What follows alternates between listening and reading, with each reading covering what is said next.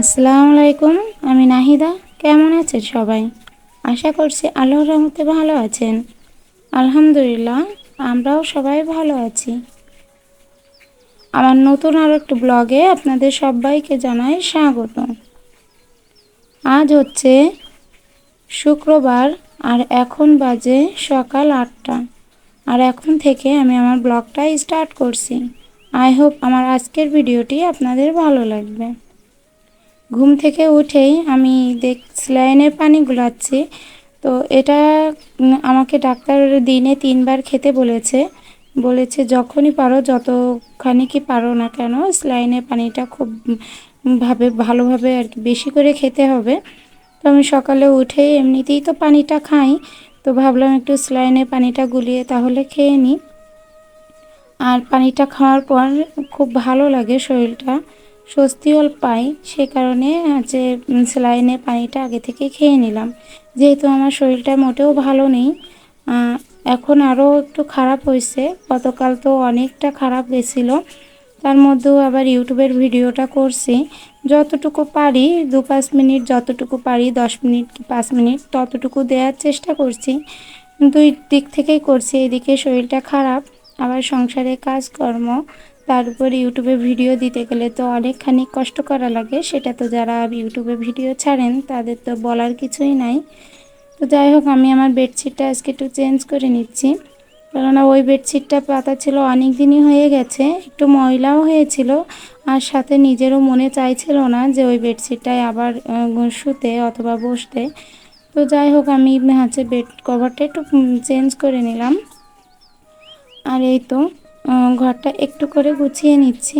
আর হচ্ছে যত ময়লা ছিল সে ময়লাটা একটু ঝেড়ে ঝাড়ু দিয়ে বাইরে ফেলিয়ে দিচ্ছি।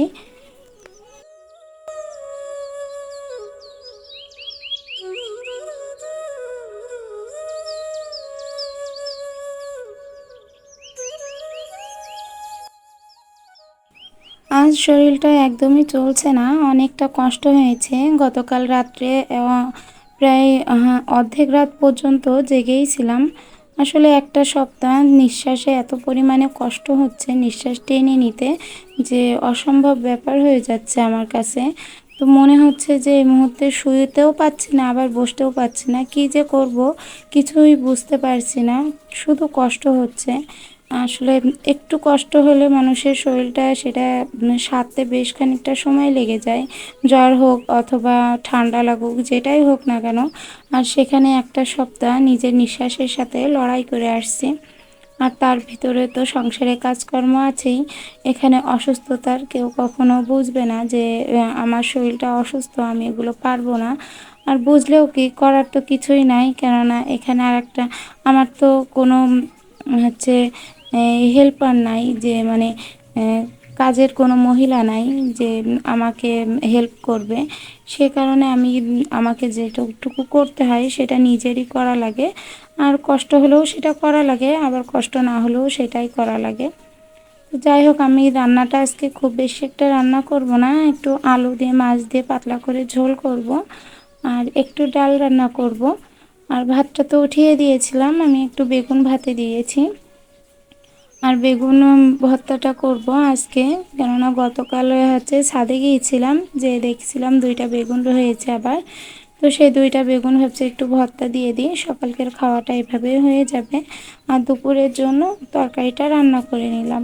যেহেতু বারবার রান্না করতে আসতে পারবো না, এই তো সকালবেলা একটু এনার্জি পাই, কেননা সকালের দিকে কষ্টটা একটু কম হয়। তো সকাল সকাল উঠেই কাজকর্ম শুরু করে দিই। কিন্তু যখনই দেখি যে মানে বেলাটা মাথার উপর উঠে যায়, তা বেলাটা মাথার উপর ওঠা বলতে 11টা কি 12টা যখনই বেজে যায়, তখন আমার কষ্টটা আবার বেশি শুরু হয়ে যায়। তো 11টা 12টার আগে আমি চেষ্টা করি আমার সম্পূর্ণ কাজটা যাতে আমি কমপ্লিট করে নিতে পারি।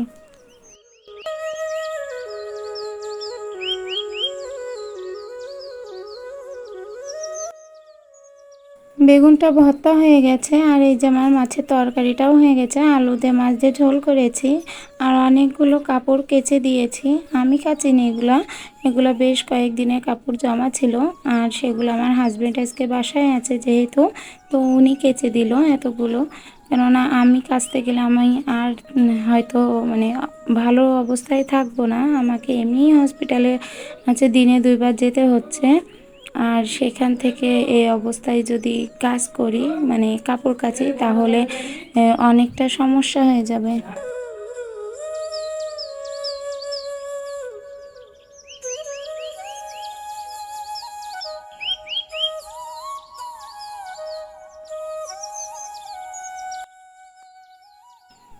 এগারোটার আগে যেহেতু সব কাজ কমপ্লিট করতে হবে, তো আমার রান্না বান্না ঘরটা একটু হালকা করে গুছিয়েছি, আজ আর বেশি কিছু গুছাতে পারিনি। তো এখন মেয়েটাকে গোসল করে তাকে একটুখানি পাউডার মাখাচ্ছি, পাউডার মাখিয়ে ওকে একটু গুছিয়ে দিলাম, তাহলেই আমি এখন একটু চুপচাপ বসতে পারবো।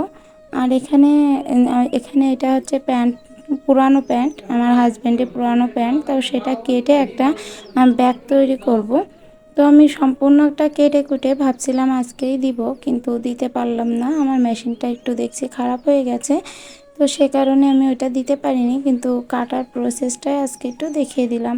যদি কমপ্লিট করতে পারি তো কালকে অবশ্যই দেখিয়ে দিতে পারবো, যদি শরীর সুস্থ থাকে। তো এই ধরনের পুরোনো প্যান্ট কেটে কিন্তু অনেক জিনিস তৈরি করা যায়। সেগুলো একটু বাসায় যদি কারোর মেশিন অথবা হাতে সুই সুতোতেও সেলাই করে নেওয়া যায়।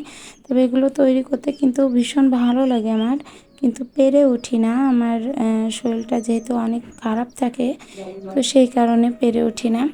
তো আমার আজকের ভিডিওটা কেমন লাগলো সেটা অবশ্যই জানাবেন।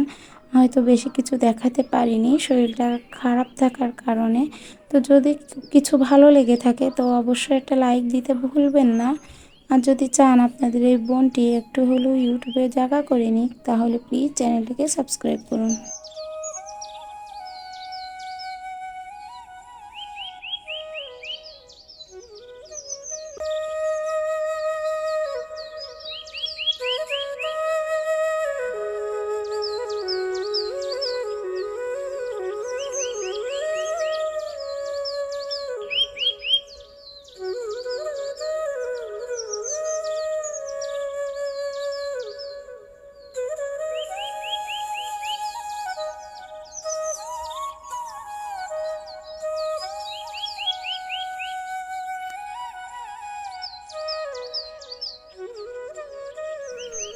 শরীর অসুস্থ থাকলে অনেক কিছুই করতে ইচ্ছা করা সত্ত্বেও করতে পারি না। আর শরীরটা অসুস্থ থাকলে প্রত্যেকটা মহিলারই একটু নিজেরই অস্বস্তি লাগে, কেননা ঘরের অনেক কাজই পড়ে থাকে, করতে পারি না। বিশেষ করে নিজের কাজ যদি সেগুলো গুছিয়ে করতে না পারি তো সেক্ষেত্রে তো অনেকটা খারাপ লাগে।